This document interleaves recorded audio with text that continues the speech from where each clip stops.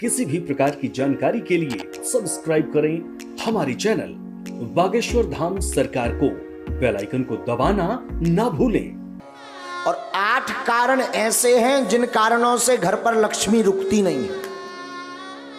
8 कारण सुन लीजिए।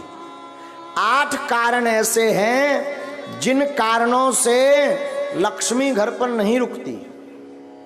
सुनिए कौन कौन से ऐसे कारण हैं, ये बहुत ध्यान देने योग्य है। पहला कारण, मां पिता का अपमान जिस घर में होता, गुरु का, संत का, अतिथि का अपमान जिस घर में होता, वो कभी भी धनवान नहीं बन सकता।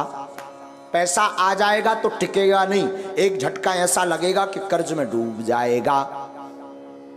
दूसरा कारण, अत्यधिक क्रोधी व्यक्ति के घर पर मां लक्ष्मी नहीं टिकती, तो क्रोध पर कंट्रोल रखें। तीसरा कारण, जो जूठे बर्तन को किचन में, रसोई घर में रखता है और यत्र तत्र फैला देता, तुरंत साफ नहीं करता, उस घर में मां लक्ष्मी का वास नहीं होता। चौथा कारण, जो अपने घर की उत्तर दिशा में कचरा डालता है अथवा उत्तर दिशा में झाड़ू को रखता है, उस घर में मां लक्ष्मी नहीं टिकती। पांचवा कारण, जो माताएं अथवा पुरुष सूर्य अस्त के बाद घर में झाड़ू लगाती अथवा भोजन करते सूर्य अस्त के समय, संध्या के समय, संध्या का मतलब दिन का विराम, रात्रि का प्रारंभ, जो संध्या की वेला में झाड़ू लगाते, भोजन करते, उनके घर पर मां लक्ष्मी नहीं टिकती। छठवां कारण, जो व्यक्ति केवल मां लक्ष्मी का पूजन करते, नारायण का नाम नहीं लेते, नारायण का पूजन नहीं करते, उनके घर पर मां लक्ष्मी नहीं टिकती। सातवां कारण सुनिए, किनके घर पर नहीं टिकती, जो व्यक्ति अपने घर पर माताएं आटा गूंथ करके फ्रिज में रख देती हैं और दूसरे दिन उसका प्रयोग करती हैं, जो माताएं ऐसा करती हैं उनके घर पर लक्ष्मी नहीं टिकती। इसे कहते हैं कि अन्न को ललायत नहीं रखना चाहिए, परसी हुई थाली को ज्यादा देर नहीं रखना चाहिए, पा लेना चाहिए, वरना उस घर पर मां लक्ष्मी नहीं टिकती। आठवां कारण, शाम के समय पड़ोसी को, मित्र को, रिश्तेदार को कभी भी शाम के समय नमक का दान नहीं करना चाहिए। अगर कोई मांगने आए, मरता भी हो और शाम का समय हो, तो नमक दान ना दें। अगर नमक आपने दान में दे दिया तो आपके घर से लक्ष्मी भाग जाएंगी। ये 8 कारण हैं और इसमें पहला कारण है माता पिता गुरु अतिथि की अपमानता। तो पहला तो उपाय है माता पिता गुरु संत और अतिथि का सम्मान करो तो लक्ष्मी नहीं भागेगी। क्रोध ना करके प्रेम युक्त वाणी बोलो तो लक्ष्मी नहीं भागेगी। जूठे बर्तन ना रखो, अन्न का सम्मान करो तो लक्ष्मी नहीं भागेगी।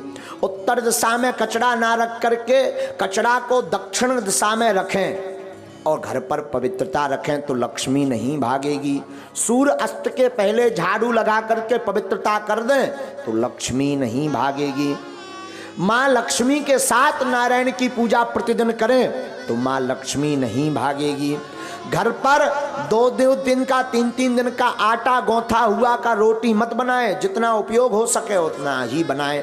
अतिरिक्त अगर आटा मर गया तो उसकी रोटी बना करके गाय को खिला दें, इससे लक्ष्मी नहीं भागती।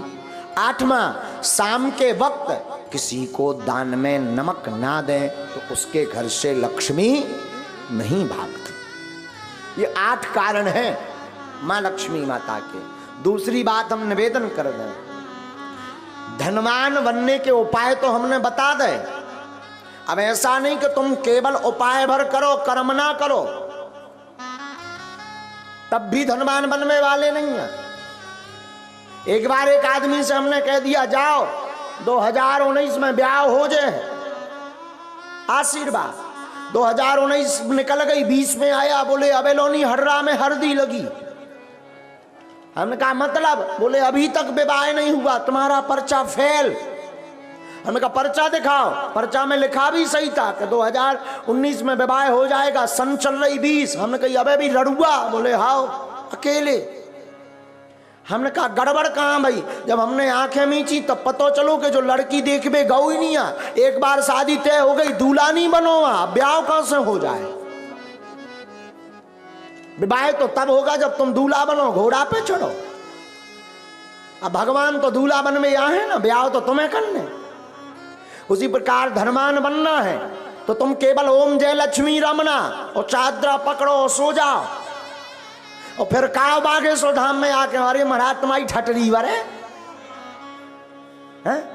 खूब उपाय कर लिए, कुछ नहीं हुआ तो कुछ होने वाला नहीं है। व्यापार करो, कर्म करो, टिकता नहीं, सफलता नहीं मिलती, धन रुकता नहीं, धन आता नहीं, गमन के मार्ग ज्यादा हैं। अगर ऐसी स्थिति से गुजर रहे, व्यापार शुरू करने वाले हो, आप इन उपाय को कर लीजिए। हमें अपने गुरु पर भरोसा है, ये उपाय फेल नहीं होंगे। और ठाकुर जी से प्रार्थना है, आज तक की जिसने कथा सुनी, नारायण भगवान ऐसी कृपा करें उन सबको मां लक्ष्मी का वरदहस्त प्राप्त हो। हारियो न हिम्मत, बिसारियो न राम। क्या? हारियो न हिम्मत, बिसारियो न राम। राम नाम से ही बने सब काम। हिम्मत को हारो मत, राम को विसारो मत। साधु जी आपने राम को विसारा नहीं अगर, तो मैं कई बार आपको सावधान कर चुका हूं, पुनः निवेदन करूं, सत्य परेशान हो सकता पर परास्त नहीं। दूसरी सावधानी करूं तो बुरा मत मानना।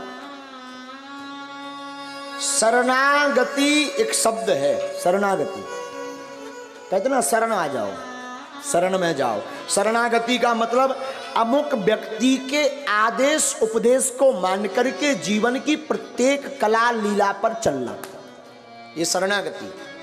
शरणागति एक शब्द है।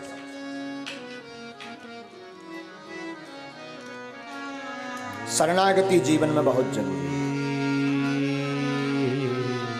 लेकिन ध्यान दें हम शरणागति पर आपको सावधान करें। शरणागति हो तो ठाकुर जी के चरणों, इंसान के चरणों में नहीं। और कोई पूछे नहीं महाराज हमें तो भगवान मिले नहीं, भगवान तो हमसे बात करते नहीं, फिर भी हम शरणागति लेना चाहते हैं, तो मैं निवेदन करूं, मात पिता और गुरु के चरणों की शरणागति लो। हाँ, अगर शरणागति ठीक जगह नहीं ली, कहीं गलत जगह फंस गए तो तुम्हारा तो विनाश होगा ही,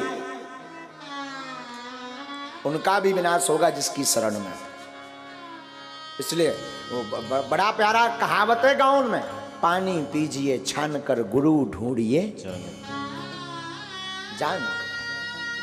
शरणागति का मतलब शरण में डले रहना, पर ऐसे संत की शरण में रहो जो आपको भगवंत से मिला दे,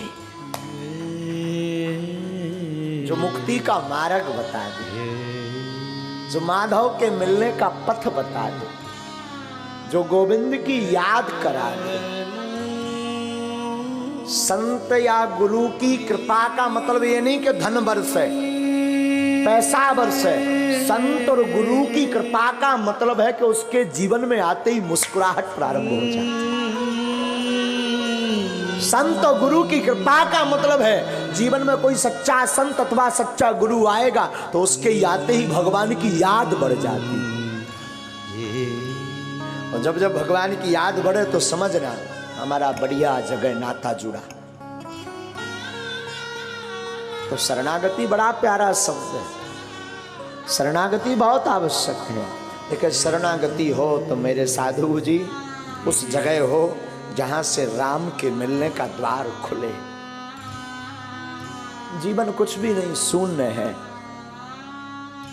आप कितना भी कमा लो, बड़े बड़े हिटलर आए, बड़े बड़े जगत में धनपति आए, लेकिन वो भी बांध मुट्ठी ऊपर से आए, खोल मुट्ठी चलो जाना, ना कुछ तुम ऊपर से लाए, ना कुछ यहां से ले जाना।